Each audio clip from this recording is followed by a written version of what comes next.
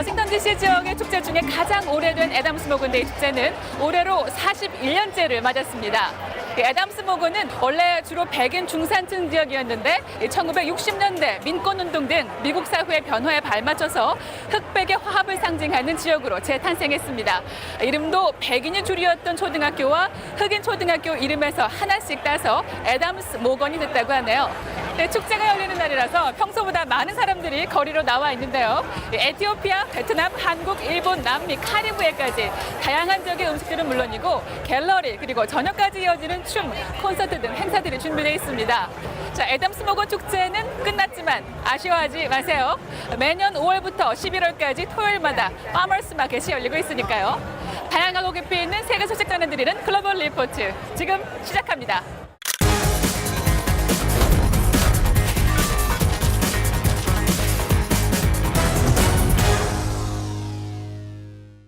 한 주간 전 세계인의 관심사를 해시태그로 살펴보는 해시태그 디스위크 시작합니다. 존 볼튼 미 백악관 국가안보보좌관이 지난 10일 전격 경질당해 이번 주 주요 해시태그에 올랐습니다. 트럼프 대통령은 이날 트위터를 통해 백악관은 더 이상 볼튼 보좌관을 필요로 않는다면서 볼튼의 해임 소식을 알렸습니다. 그러면서 트럼프 대통령은 그동안 볼튼의 조언들에 자신은 상당 부분 동의하지 않았다고 밝혀 볼튼을 경질한 이유를 밝혔습니다. 볼튼 보좌관은 북한과 이란, 베네수엘라 등 주요 대외 정책 분야에서 트럼프 대통령과 지속적으로 마찰을 빚었던 것으로 알려졌습니다. 특히 이번에는 트럼프 대통령이 아프가니스탄 평화협정을 위해 탈레반 지도부를 대통령 별장 캠프 데이비드로 초청하겠다고 하자 볼튼 보좌관이 강력히 반대하면서 갈등이 깊어진 것으로 전해졌습니다. 세계 곳곳에서 태풍 피해가 발생하며 이상기후가 이번 주 해시태그에 올랐습니다. 북아메리카에서는 허리케인 도리안으로 인해 바하마의 사망자 수가 50명에 육박하고 7만여 명의 이재민이 발생했는데요. 비슷한 시기에 태풍이 타이완과 일본 한반도 등 동북아시아를 강타했습니다. 한국은 태풍 닝닝으로 다수의 사망자가 발생하고 16만 가구가 정전됐습니다.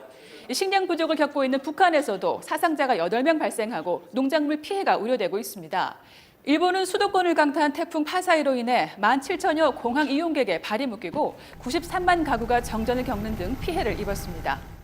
지난 6일 사망한 로버트 무가베 전 짐바브웨 대통령의 시신이 장례식을 위해 10일 모국 짐바브웨로 돌아오며 해시태그에 올랐습니다. 무가베 전 대통령은 37년 동안 짐바브웨를 철권 통치한 독재자였는데요. 최근 건강 악화로 싱가포르에서 치료를 받아오다 95세를 일기로 사망했습니다. 독립운동가 출신인 무가베 전 대통령은 1980년 짐바브웨가 영국으로부터 독립하면서 국민적인 지지 속에 초대 대통령에 취임했지만 경제를 도탄에 빠뜨리고 정적들을 체포하는 등 폭정을 휘둘렀습니다. 2017년 대통령 자리를 부인에게 물려주려고 시도하다가 현 대통령인 음란 가과가 이끄는 군사 쿠데타로 축출됐습니다. 짐바브웨 정부는 무가베가 독재자였지만 그의 독립운동 공적을 인정해 국민 영웅으로 칭하며 오는 14일 수도 하라레에서 대규모 국장을 치를 계획이라고 합니다. 이란이 핵개발용 우라늄을 농축하는 고성능 원심 분리기를 설치 중이라고 밝혀 이번 주 주요 해시태그에 올랐습니다. 고성능 원심 분리기 설치는 2015년 이란이 서방 5개국과 체결한 포괄적 공동행동계획 JCPOA에 위배되는 것입니다. 하산 로하니 이란 대통령은 지난 4일 JCPOA로 제한됐던 신형 원심 분리기 등 우라늄 농축에 필요한 기술을 모두 개발하겠다고 선언했습니다. 이는 국제원자력기구 사찰단이 최근 이란 핵물질 저장 창고에서 우라늄 흔적을 확인한 데 이은 것이라 더욱 파장이 예상됩니다. 이어지는 클릭 글로벌 이슈에서는 박승혁 프로듀서가 영국을 혼란에 빠뜨린 브렉시트에 대해 자세히 설명해드리겠습니다. I'd rather be dead in a ditch. What on earth is the point of a further delay? I think it's totally pointless. And of course, I think one of the most remarkable things that took place during the statement was to see the member for Bracknell cross the floor. Prime Minister, you've lost your majority. 보리스 존슨 영국 총리가 아무런 합의 없이 영국이 유럽연합을 탈퇴하는 노딜 브렉시트를 밀어붙이다가 야당은 물론 집권 보수당 내 반대 세력의 역풍을 맞아 의회 의석 과반마저 잃고 궁지에 몰렸습니다. 영국 정치권은 지금 3년 넘게 유럽연합 탈퇴 방안을 놓고 옥신각신하며 혼란에 빠져 있는데요. 클릭 글로벌 이슈 오늘은 떠나겠다고 해서 떠나라는데 떠나지 못하는 영국이 처한 상황에 대해 알아보겠습니다. 영국 의회는 일단 10월 19일까지 정부가 반드시 브렉시트 합의안을 도출하거나 아니면 브렉시트를 3개월 연기하는 내용의 노딜 방지 법안을 통과시켜 세계가 우려했던 노딜 브렉시트에 급한 불은 껐습니다. 존슨 총리는 무슨 일이 있어도 10월 31일까지 브렉시트를 강행하겠다고 공언했지만 주요 현안 표결에서 연달아 패하고 조기 총선으로 전국 장악력을 높이려던 시도마저 번번이 가로막혔는데요. 여당 의원이 탈당하면서 과반까지 내줘 총리로서 위상마저 흔들리고 있습니다. 현 상태라면 영국의 브렉시트는 2020년 1월 31일로 석 달 미뤄질 것으로 보이는데요. 영국이 유럽연합, 즉 EU를 탈퇴하는 게 왜 이렇게 복잡하고 어려운 일일까요? 여기엔 자유로운 이동, 무역 관세, 탈퇴 후 유럽과의 관계 등 여러 가지가 얽혀 있지만 가장 발목을 잡는 것은 영국의 오래된 난제, 북아일랜드 문제입니다. 섬나라 영국의 일부인 북아일랜드는 EU 회원국인 아일랜드 공화국과 약 500km에 이르는 국경을 맞대고 있는데요. 영국이 EU를 탈퇴하면 아일랜드와의 관세 문제로 국경에서 통관 절차 부활이 불가피해집니다. 검문소와 철망, 경계를 지키는 공권력이 상존하는 물리적 국경, 즉 하드 보더가 생기는 건데요. 다른 곳도 아닌 영국과 아일랜드 사이의 국경은 영국 현대사의 오래된 상처와 깊은 관련이 있어서 간단한 문제가 아니라는 지적이 나옵니다. 1922년 아일랜드 공화국이 독립한 후 영국령으로 남은 북아일랜드에서는 분리 독립을 요구하는 북아일랜드 공화군 IRA와 영국군 사이의 유혈 충돌이 반복됐는데요. 북아일랜드 분쟁은 20세기 후반에만 5만 명 이상의 사상자를 내는 등 끔찍한 테러와 보복의 악순환이었습니다. 특히 아일랜드의 통일을 주장한 분리주의자들은 영국군이 지키는 북아일랜드 국경 검문소를 주요 표적으로 삼기도 했습니다. 양측은 분쟁 30여 년 만인 1998년 성금요일 협정을 맺어 마침내 평화를 이뤘는데요. 영국과 아일랜드는 공동 여행구역으로 국경을 개방하고 평화적인 통합 노력에 공을 들여왔습니다. 이런 노력 덕분에 지금은 200여 개의 도로가 관통하고 하루 약 3만 명의 인력과 연간 약 3천만 대의 차량이 왕래하는 분주한 경제협력체로 발전했습니다. 또 아일랜드 공화국의 국가 총생산이 1998년 연간 900억 달러에서 10년 동안 2,700억 달러로 3배나 뛰는 놀라운 경제 성장을 기록하면서 북아일랜드의 경제도 이 기간 영국의 다른 지역에 비해 호황을 누리게 됩니다. The question of the Irish border is fundamental to a lot of things. The Irish peace process was an enormous step forward. It's an international treaty. It's an international agreement. It cannot be negotiated away. 이에 따라 만약 브렉시트로 인해 아일랜드와 북아일랜드 간의 물리적 국경이 부활할 경우 지역 경제에 악영향을 미치는 것은 물론 지난 30년 넘게 평화를 유지했던 북아일랜드에 또다시 분쟁의 씨앗을 뿌릴 수 있다는 우려가 나오는 것입니다. 실제로 과거 IRA의 정치 조직이었던 아일랜드계 민족주의 정당 신페인당은 브렉시트 이후 북아일랜드가 영국을 탈퇴하고 아일랜드와 통일해야 한다고 주장하며 이 문제를 지역 주민투표에 붙이자고 말합니다. In respect of a potential crash Brexit has to include the constitutional question and the issue of a border poll here in Ireland.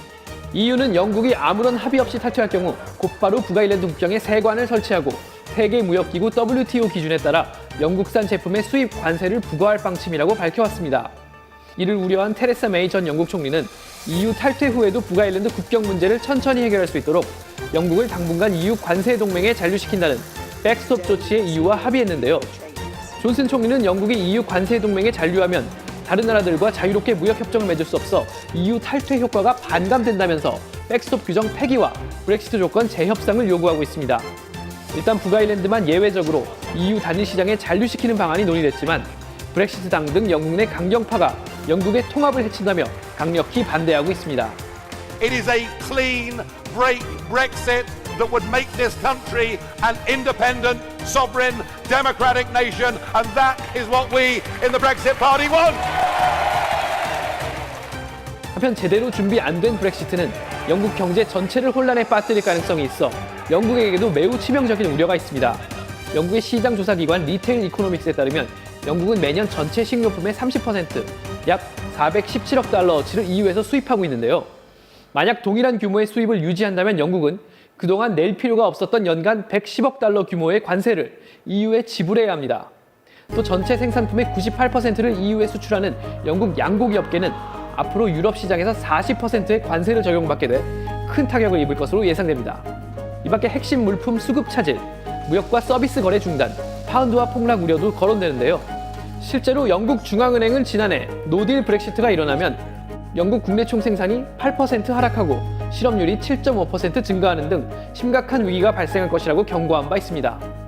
영국 내 본부를 둔 글로벌 기업 325곳이 네덜란드로 이전할 계획을 세우고 있다는 보도도 나옵니다. 더구나 EU 소속으로 성장한 젊은 층일수록 유럽연합 잔류를 선호하는 것으로 나타났습니다. 19세기 해가 지지 않는 제국을 건설한 영국인들은 영국은 유럽 나라들과 다르다는 선민의식을 내세우며 영광스러운 고립 정책을 추구했는데요. 노딜이든 아니든 브렉시트를 앞둔 지금 과연 21세기 영국의 고립은 영광스러울 수 있을지 전 세계가 주목하고 있습니다.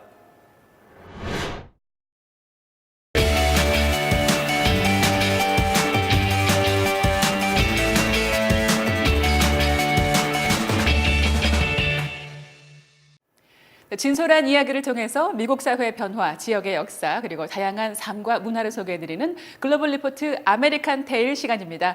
이 시간에도 현장의 생생함을 전해줄 이은신 프로듀서 함께합니다. 안녕하세요. 안녕하세요. 네, 자, 오늘은 또 어떤 이야기를 소개해 주실 건가요? 네, 9월을 맞아 날씨가 점점 선선해지고 있습니다. 야외 스포츠를 즐기기엔 더없이 좋은 날씨인데요.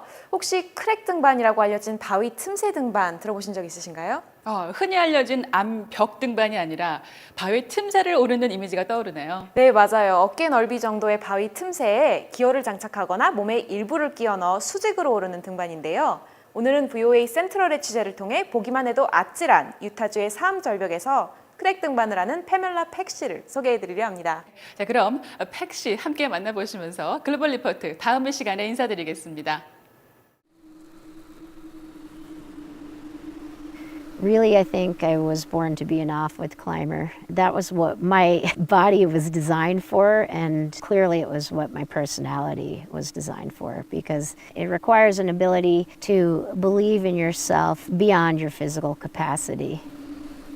My name is Pamela Shanti Pack, and I'm a professional rock climber. Utah is my favorite place to climb because we have these massive sandstone cliffs, and often I'm the very first person to climb those particular cracks. I climb in a traditional style, which means that I have specific gear that's designed for placing in a crack, and as I climb, that gear catches me if I fall. Choosing when to place the gear, whether you're going to place the gear, what are the chances you're going to fall. It just adds the component of reading the space as I climb, and that makes it a little more exciting for me. Being a professional rock climber as a woman is relatively new. When I started in this particular style, it was 2010. I was the first woman to devote myself to off-width climbing, and there was a lot of resistance to that, and I was criticized for everything. It didn't matter what. I was criticized for wearing my hair down. I was criticized for what I wore when I climbed. Ultimately, all that criticism really inspired me to continue climbing.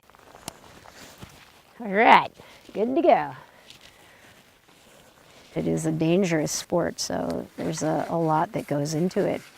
I've climbed despite having broken ribs and various other injuries.